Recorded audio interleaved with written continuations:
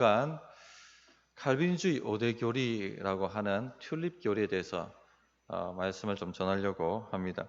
장로 교인이라면 우리가 믿는 바가 뭔가 가장 큰 5가지 교리를 알고 있어야 합니다. 그래서 여름에 좀 진리를 좀 파는 그런 시간이 되었으면 좋겠습니다. 오늘은 그 첫 시간으로 전적 타락 교리에 대해서 말씀을 드리고자 합니다.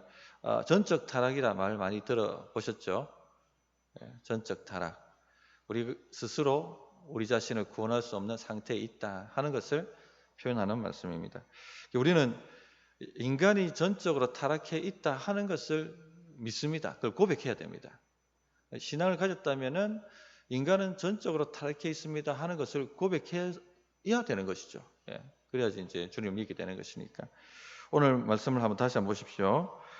로마서 3장 9절 12절 오늘 말씀 다시 보시면 그러면 어떠하냐?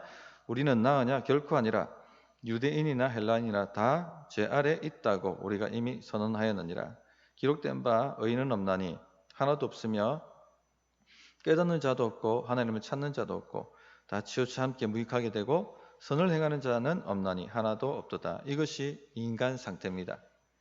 여기서 전적 타락이 나오는 것이죠. 전적 부패 혹은 전적 타락이라 이렇게 얘기합니다.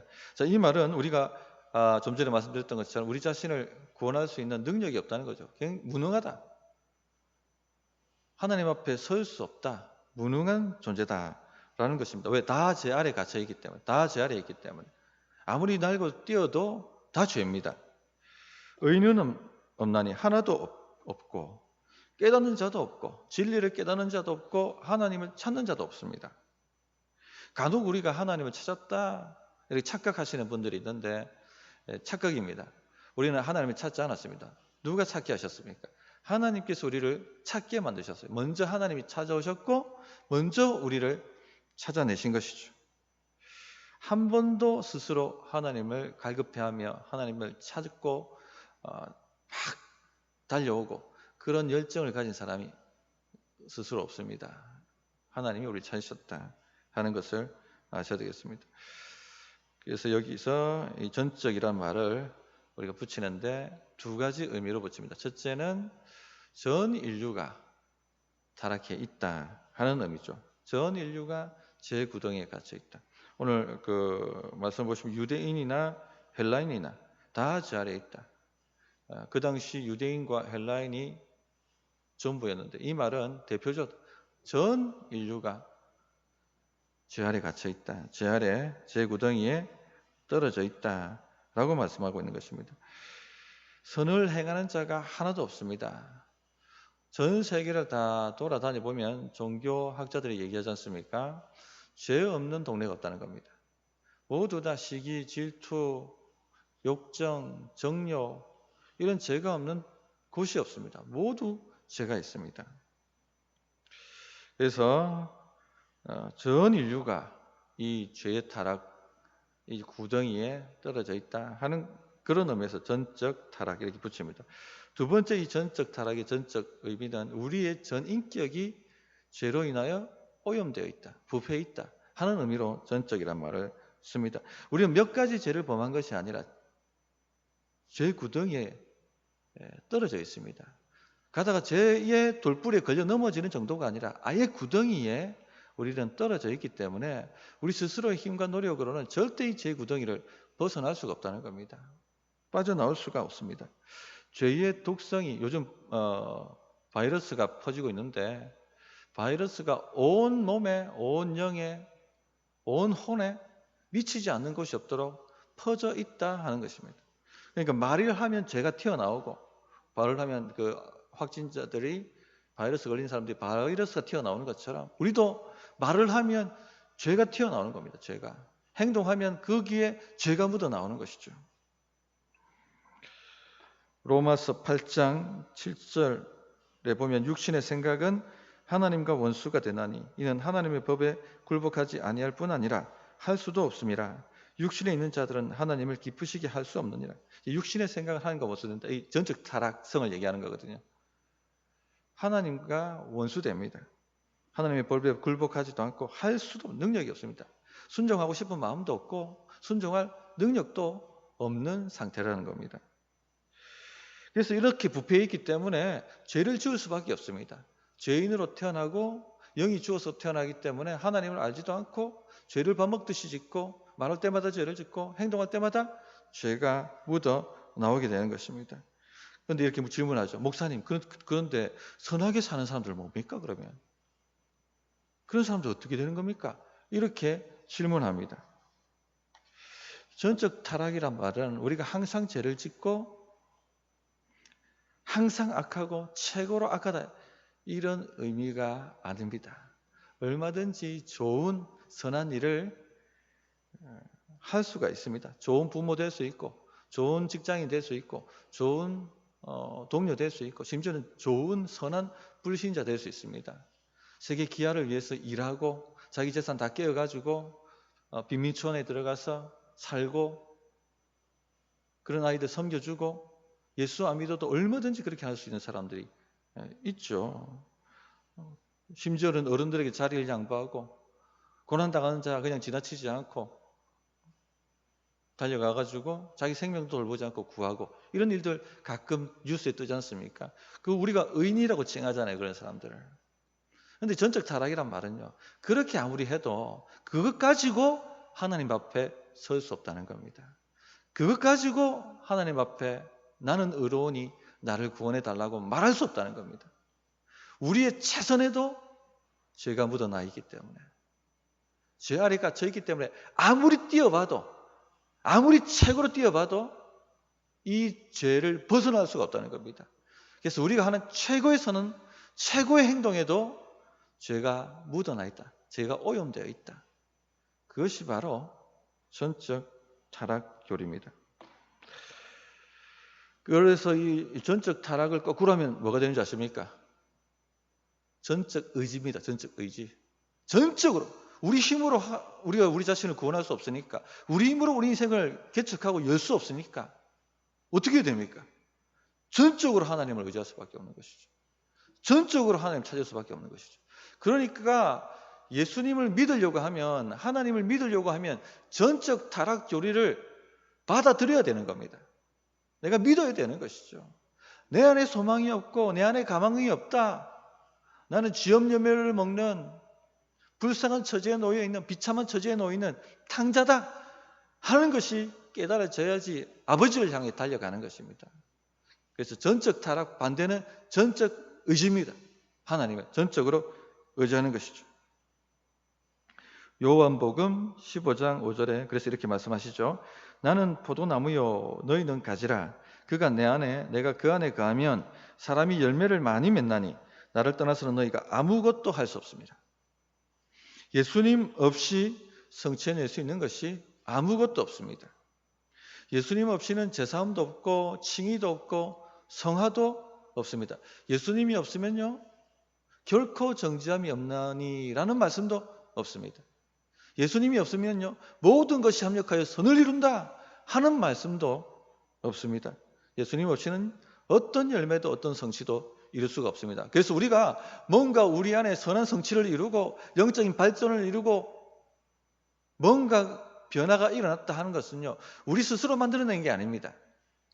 우리 안에 계신 예수님께서 그 일을 행하신 것이죠.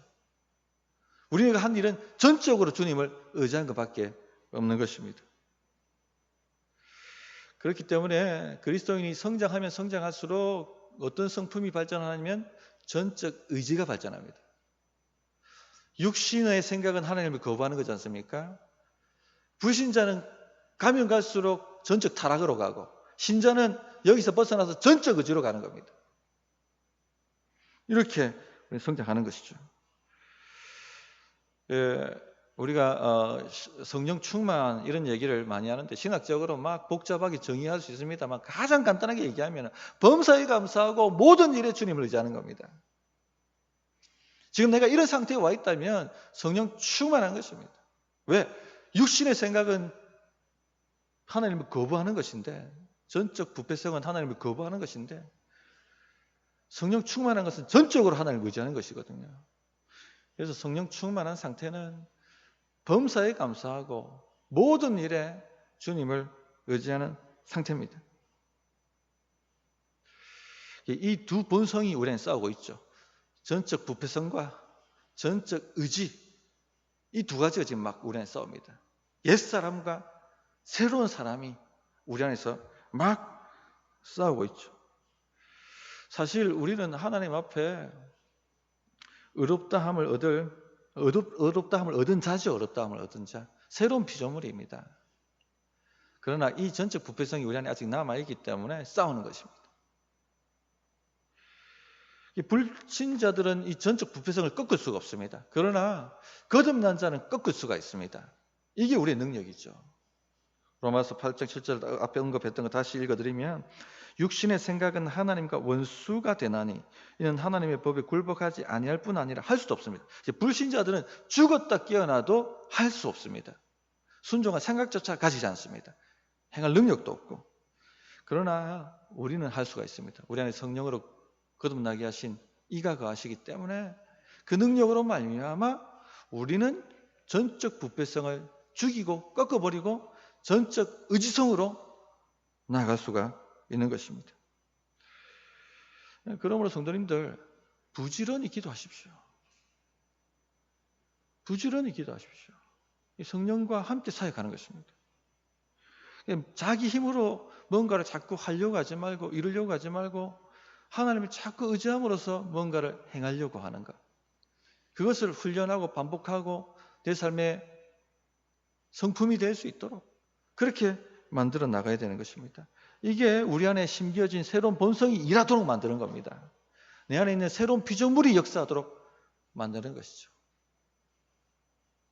이렇게만 된다면 엄청난 성장과 엄청난 역사가 우리에게 일어날 것입니다. 또 우리가 전적 부패를 믿는다면 우리는 하나님만 자랑하게 됩니다. 왜? 내 안에 자랑할 게 없으니까. 그죠? 하나님만 자랑하게 되는 성품이 발전하는 것입니다. 고린도전서 1장 27절을 보면 그러나 하나님께서 세상에 미련한 것들을 택하사 지혜 있는 자들을 부끄럽게 하려 하시고 세상에 약한 것들을 택하사 강한 것들을 부끄럽게 하려 하시며 하나님께서 세상에 천한 것들과 멸시받는 것들과 없는 것들을 택하사 있는 것들을 폐하려 하시나니 이는 아무 육체도 하나님 앞에서 자랑하지 못하게 하려 하심이라. 너희는 하나님으로부터 나서 그리스도 예수 안에 있고 예수는 하나님으로부터 나와서 우리에게 지혜와 의로움과 거룩함과 구원함이 되셨으니 기록된 바 자랑하는 자는 주 안에서 자랑하라 함과 같게 하려 함이라.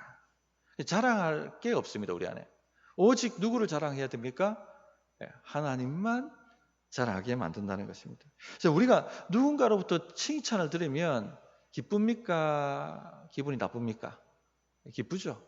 칭찬은 고래도 춤추게 만든다고 하지 않습니까? 그런데 이 칭찬을 자꾸 들으면요, 자기도 모르게 뭐가 생기는 줄 아십니까? 교만이 생깁니다. 교만. 이게 전적 부패성이에요, 우리 안에.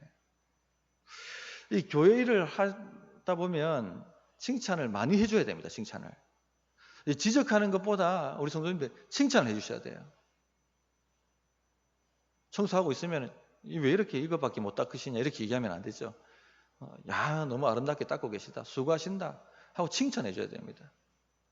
교회에서 직분자들을 향해서도 그것밖에 못하느냐 이렇게 자꾸 지적하기보다는 칭찬해 주셔야지 힘이 나서 기뻐서 일을 더 하게 되죠.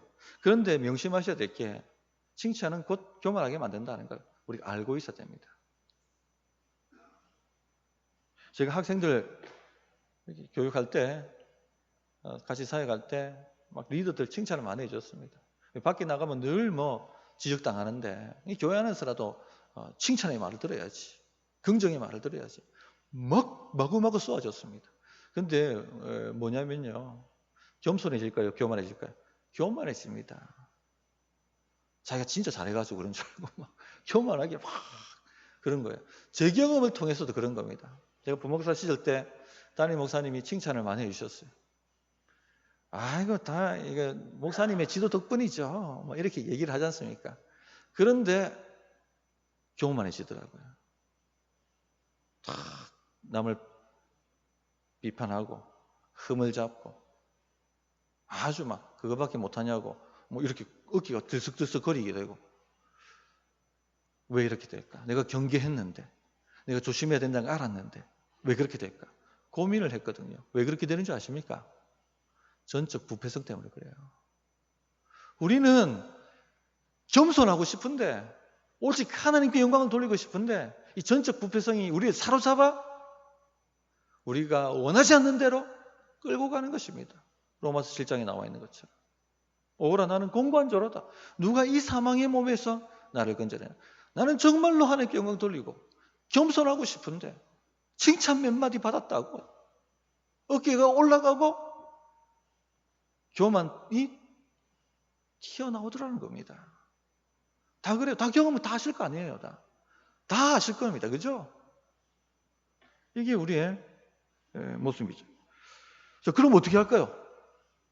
칭찬하지 말까요? 그러면 다 입 다물고 딱 그냥 막 무관심한 표정으로 다녀야 되겠습니까? 서로 격려하고 칭찬하는 건 굉장히 중요합니다. 성경에 서로 격려하라고 분명히 되어 있습니다. 그죠? 서로 인정해주고 하는 것은요, 힘이 납니다. 우리는 인정 욕구가 있기 때문에 누군가 우리를 인정해줘야 돼요. 그래야지 힘이 나요. 살맛이 납니다. 그런데 그러면 교만해지니까. 이거 어떻게 되는 거야, 이거? 어떤 분들은 칭찬을 좀 해주면, 이 원리를 아시는 분, 어떤 분들은 칭찬해주면 교만해질까봐 아주 정색을 하면, 그런 소리 하지 마세요. 무한해집니다. 아, 집사님 참 청소를 잘하세요. 목사님, 그런 소리 하지 마세요. 이렇게 막 하실 때 굉장히 무한해지죠. 그럼 어떻게 해야 됩니까, 그러면? 답이 뭡니까? 하나님을 칭찬하는, 하나님 칭찬하는 거예요. 그래서 우리가 칭찬을 받으면 어떻게 하셔야 되겠습니까? 아, 그런 소리 하지 마세요. 이렇게 하시면 안 됩니다. 칭찬해 주신 분을 격려해 드려야 되잖아요. 아, 정말 감사합니다. 그러나 모두 하나님의 은혜 때문에 감당할 수 있었습니다. 받아서 하나님께 영광을 딱 돌리는 거. 하나님을 자랑하는 것이죠. 오카노 목사님이 제자 훈련할 때 그 제자 훈련 세미나 갔는데 절대 우리로 치면 목자들 칭찬하지 말라 이렇게 얘기하더라고요. 목자들은 또 자신의 목원들 칭찬하지 마라. 반드시 하나님의 칭찬하라. 예를 든다면은 아우 집사님 정말 대단한 헌신입니다. 근데 이렇게 집사님이 헌신할 수 있도록 능력을 주신 하나님께 영광과 찬양을 돌립니다. 이런 식으로 찬양을 하나님께 돌리라 이렇게 얘기하시더라고요. 그런데 제가 몇 번 시도해봤는데 안 되더라고요. 이게 입이 안 붙어가지고 문화가 안 돼가지고. 우리 한번 시도해 봅시다 이런 거를. 그래 해야지 서로를 지킵니다. 교만하지 않도록. 이 전체 부패성이 있기 때문에 우리가 알지 못하는 사이에 우리를 교만하게 만들어요. 가장 앞장서서 일하는 사람들이 교만하게 됩니다. 가장 잘하시는 분들이 교만하게 됩니다. 그러니까 이제 교회가 문제가 되는 거죠. 문제가 나는 것이죠. 그래서 하나님을 찬양하고 하나님을 자랑하는 것으로 문화를 바꿔가야 되는 것이죠. 그러면 우리가 스스로 우리의 부패성을 깨닫게 되고 그렇지. 하나님 맞습니다. 하나님이 하셨습니다. 모든 영광을 주님이 받으셔야 됩니다. 이렇게 반응할 수가 있게 되는 것입니다. 그 다음에 전적 부패성을 우리가 믿으면 동정심이 많아지게 됩니다. 우리 전적 부패성을 믿으면 동정심이 많아져야 돼요. 왜냐하면 나도 그 처지를 알기 때문에. 그래서 경멸이나 비난이나 호통하는 소리가 교회에서 사라져야 됩니다. 불쌍히 여기는 마음이 가득 차올라야 되는 것이죠. 왜냐하면 우리는 죄에 걸려 넘어진다는 게 뭔지 알거든요. 죄 구덩이에 빠져서 허우적된다는 게 뭔지 알거든요. 우리는 정말 좀 주님 뜻대로 살아보려고 하는데 자꾸 끌어내리는 이 죄의 세력이 뭔지를 알거든요. 나도 정신 차리지 않으면 그렇게 된다는 것을 알기 때문에, 나도 거기서 빠져나왔다는 것을 알기 때문에 동정심이 생기는 것입니다. 디도서 3장 2절에 바울이 이렇게 권면하죠. 아무도 비방하지 말며 다투지 말며 관용하며 범사에 온유함으로 모든 사람에게 나타낼 것을 기억하게 하라. 비방하지 말고 다투지 말고 관용하며 범사에 온유함으로 모든 사람에게 나타내라. 이렇게 권면합니다. 왜 그렇게 합니까? 우리도 전에는 어리석은 자요, 순종하지 아니한 자요, 속이는 자요, 여러 가지 정욕과 행락의 종로로 탄 자요, 악독과 투기를 일삼은 자요, 가증스러운 자요, 피차 미워한 자였기 때문이다. 동정하라 이 말이죠. 그래서 예수 믿는 사람들은요, 동정심이 가장 많은 사람이어야 됩니다. 왜?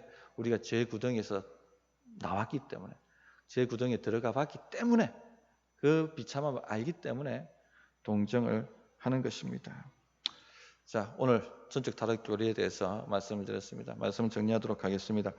인간은 전적으로 타락했다 하는 것을 꼭 명심하시고 믿으셔야 됩니다. 우리 스스로 우리를 구원해낼 수가 없습니다.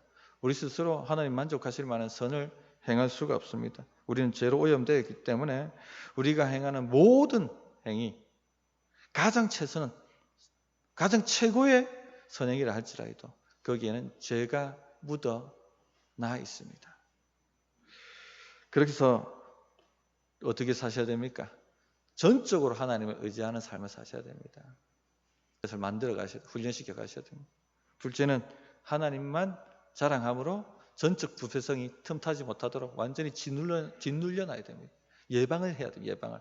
그리고 지금 바이러스 안 걸리려고 마스크 쓰고 예방하는 것처럼, 손 씻는 것처럼 예방을 하셔야 되겠고, 셋째, 동정심을 가져야 됩니다. 우리도 알기 때문에 불쌍히 여기고